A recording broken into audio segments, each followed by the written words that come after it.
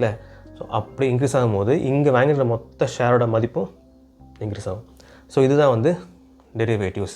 So something நீங்கள் வாங்குறீங்க, so 5000 1 லாட்டை வாங்கிட்டீங்க, அதோட மதிப்பு வந்து இன்க்ரீஸ் ஆகுது. ஸோ அது வேல்யூ வந்து எங்கேருந்து டெரைவ் பண்ணி எடுத்துகிட்டு வருதுன்னா அதோட அண்டர்லைங் அசெட்டான டாடா ஸ்டீலோட ப்ரைஸ்.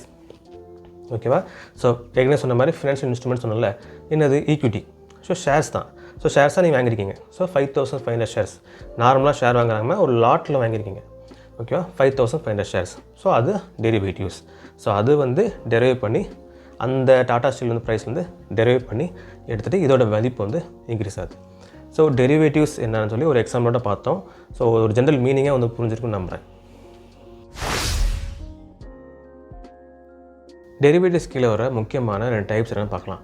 ஸோ முக்கியமான 2 டைப்ஸ் என்னென்னா futures and options. So first futures ட்ரேடிங்னா என்ன சொல்லி பார்க்கலாம். ஸோ ஃபியூச்சர்ஸ் ட்ரேடிங் அப்படின்னா ஃப்யூச்சரில் இதோட ப்ரைஸ் வந்து எப்படி இருக்குன்னு சொல்லிட்டு ப்ரெடிக்ட் பண்ணிவிட்டு ஸோ கரெக்டான ப்ரைஸ் வந்து லாக் பண்ணுறது தான் ஃபியூச்சர்ஸ் ட்ரேடிங் அப்படின்னு சொல்லுவாங்க.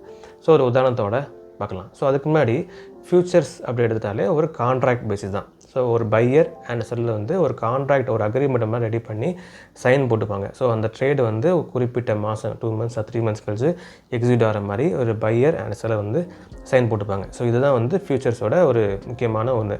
ஃபியூச்சர்ஸ் அண்ட் ஆப்ஷன்ஸ் அப்படின்னாலே ஒரு அக்ரிமெண்ட் தான். ஸோ இந்த ஃபியூச்சர்ஸ் வந்து ஒரு உதாரணத்தோட பார்க்கலாம். நீங்கள் வந்து ஒரு மாந்தோப்பு வச்சுருக்கீங்க. ஓகேவா?